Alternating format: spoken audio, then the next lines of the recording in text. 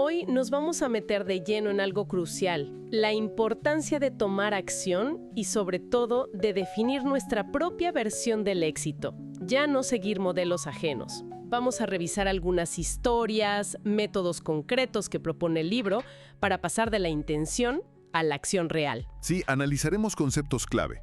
Por ejemplo, cómo superar esa inercia que a veces nos frena, cómo visualizar metas y también cómo estructurar el día a día. Todo basado en los planteamientos del libro Pasa a la acción. La idea es sacar herramientas prácticas, perspectivas que nos motiven. Comencemos entonces. El libro arranca fuerte y lanza una pregunta, yo diría fundamental. ¿A qué venimos a este mundo? Una pregunta grande, y la respuesta que propone es igualmente clara. ¿Cuál sería? Que no vinimos a vivir la versión que otros tienen para nosotros, sino a crear, a vivir nuestra propia versión del éxito. Es un llamado a ser los autores. Ser autores de nuestro guión. Me gusta eso. Y para ilustrarlo, usan el caso de Andre Agassi, el tenista.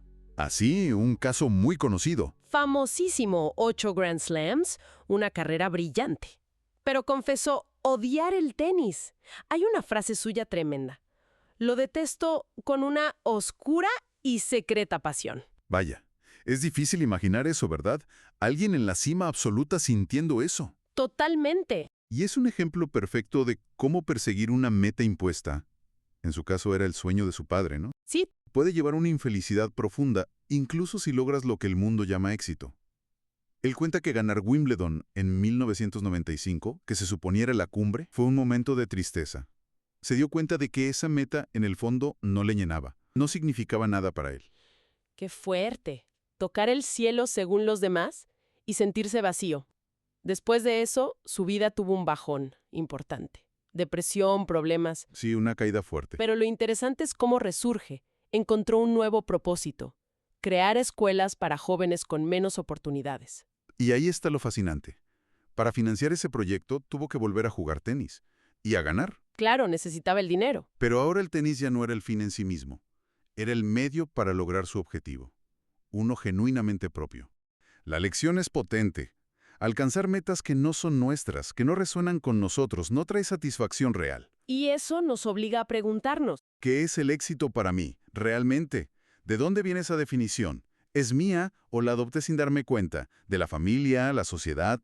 El libro insiste, si no escribes tu propio guión de éxito, terminas actuando en el de alguien más. Totalmente de acuerdo. Y esto me conecta con otra historia que mencionan, la de Jim Carrey. Ah, la del cheque. Es buenísima. A principios de los 80s, Carrey la estaba pasando mal, tratando de abrirse camino como comediante. Luchando, sí. Trabajos muy precarios. Y en un acto que parece casi desesperado, pero lleno de intención, se hizo a sí mismo un cheque por $10 millones. Con fecha a futuro, ¿no? Por servicios actorales. Exacto. Un acto simbólico, claro, pero que definía una meta muy clara, muy audaz para ese momento. Era una forma de programar su mente, digamos, de enfocar su intención de una manera muy concreta. Y la historia cuenta que casi 10 años después, Recibió un cheque por exactamente esa cantidad, 10 millones por una película, justo antes de la fecha límite que se había puesto. casualidad, quién sabe, pero ilustra el poder de definir qué es lo que buscas, de ponerlo claro. Y aquí es donde Pasa la acción se vuelve muy práctico. El primer paso concreto que sugiere es ese, escribir lo que deseamos. Lo comparan con un arquitecto, ¿no? Necesita planos antes de construir, definir los días en papel antes de dividirlos. Tiene una base neurológica, de hecho. Al escribir las metas, activamos algo llamado sistema de activación reticular. El SAR, ¿cómo funciona? Funciona como un filtro selectivo. Nos ayuda a notar la información que es relevante para nuestras metas y a ignorar el resto, el ruido de fondo. Usan una analogía muy buena. Cuando alguien se interesa en comprar, no sé, un coche rojo de cierta marca. Empieza a verlos por todas partes. Es el SAR trabajando.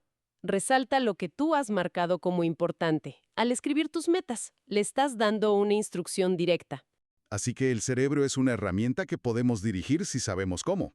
Definitivamente. Y para ayudar a definir lo que sí queremos, el libro propone un ejercicio interesante, identificando primero lo que ya no queremos en nuestra vida.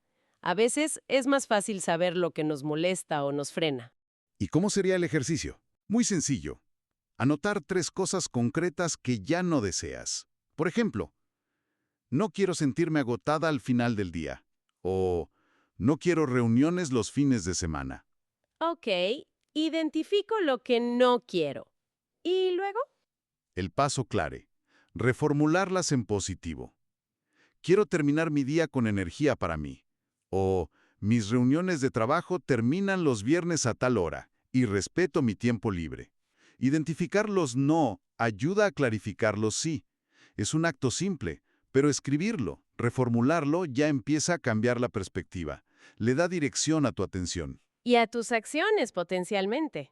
También subrayan algo que me parece fundamental. La vida no solo son los grandes momentos, las cumbres, son sobre todo los días normales. Y proponen preguntas guía para eso. ¿Dónde despertarías? ¿Qué harías durante el día? ¿Cómo sería tu trabajo en un día normal, no uno excepcional? ¿Y cómo te sentirías? ¿Qué emociones predominarían? Exacto. Crear esa imagen concreta, tangible, de un día típico ayuda a enfocar los esfuerzos del presente. La vida deseada se teje ahora, en cada día. Hablando de tener una dirección clara, me lleva a otro punto interesante del libro. Citan un estudio. El del desierto y el bosque. Ese mismo. Personas intentando caminar en línea recta, pero sin referencias lejanas como el sol o la luna. ¿Y qué pasó?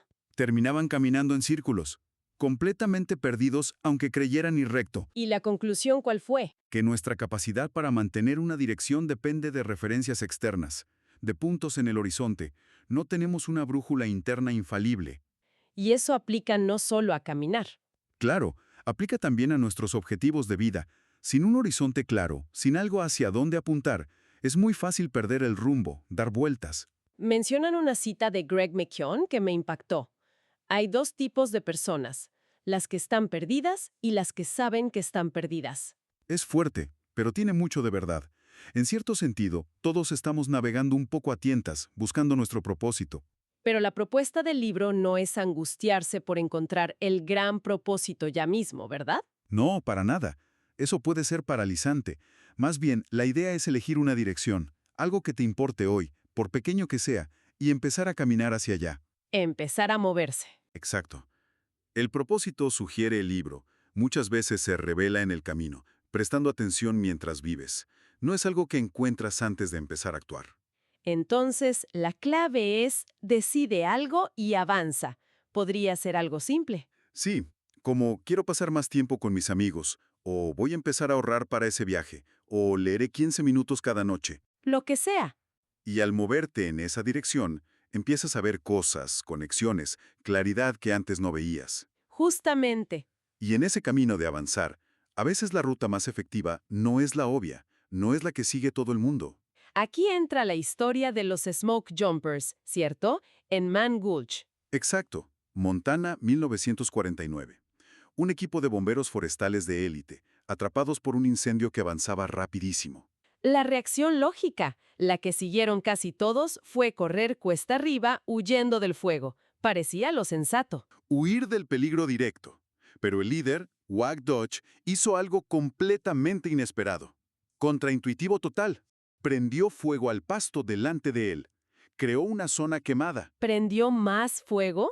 Sí, creó lo que se llama un contrafuego. Quemó el combustible antes de que llegara el incendio principal. Se acostó en esa área quemada mientras las llamas pasaban por los lados. Increíble. ¿Y funcionó? Él y otro bombero que lo siguió fueron los únicos sobrevivientes, de 15. Vaya historia. La analogía es muy potente. A veces la solución no está en seguir a la multitud o en hacer lo que dicta el sentido común, sino en cuestionar lo establecido y atreverse a hacer algo radicalmente diferente. El libro relaciona esto con las creencias sociales, esas máximas que aceptamos sin más. Claro, como ¿solo los madrugadores tienen éxito? O la felicidad solo se encuentra en pareja. O el éxito es tener mucho dinero. O esa de, después de cierta edad ya no puedes aprender cosas nuevas. Exacto. La invitación es a identificar qué creencias limitantes hemos internalizado sin darnos cuenta. ¿Hay alguna máxima social que nos esté frenando o haciendo infelices? Reconocerlas es el primer paso para poder cuestionarlas. Y definir nuestra propia verdad, nuestro propio contrafuego, como hizo Dodge.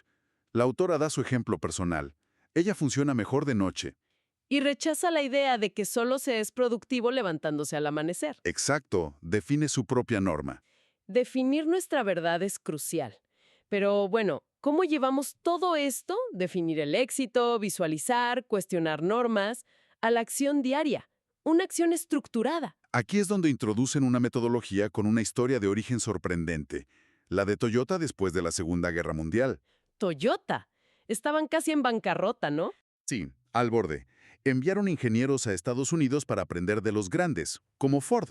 Pero la inspiración clave no vino de ahí. Entonces, ¿de dónde? De un supermercado, uno llamado Piggly Wiggly. ¿Un supermercado? Uno de los ingenieros, Taiichi Ohno, observó algo muy simple pero genial. El supermercado solo reponía los productos en los estantes cuando se estaban acabando. Ah, claro, no acumulaban stock innecesario. Exacto. Usaban tarjetas visuales para indicar cuándo reponer. Era un sistema justo a tiempo. ¿Y Ono aplicó eso a fabricar coches? Adaptó la idea así. En lugar de producir piezas masivamente y almacenarlas, Toyota empezó a fabricar cada componente solo cuando se necesitaba en la siguiente etapa de la línea de montaje. Redujo desperdicio, costos. Enormemente. Y también implementaron el famoso Andon Cord, una cuerda que cualquier trabajador podía jalar para detener toda la producción si detectaba un error. Asegurando la calidad desde el origen. Correcto. De ahí nació el sistema Kanban, el tablero visual para gestionar tareas que hoy se usa en muchísimas áreas. Y el libro adapta este enfoque industrial a la gestión personal. Lo llama los pasos del éxito. Sí, básicamente es aplicar principios de eficiencia y flujo de trabajo a nuestras metas personales. No es tanto una lista rígida de 5 pasos, sino entender los principios detrás.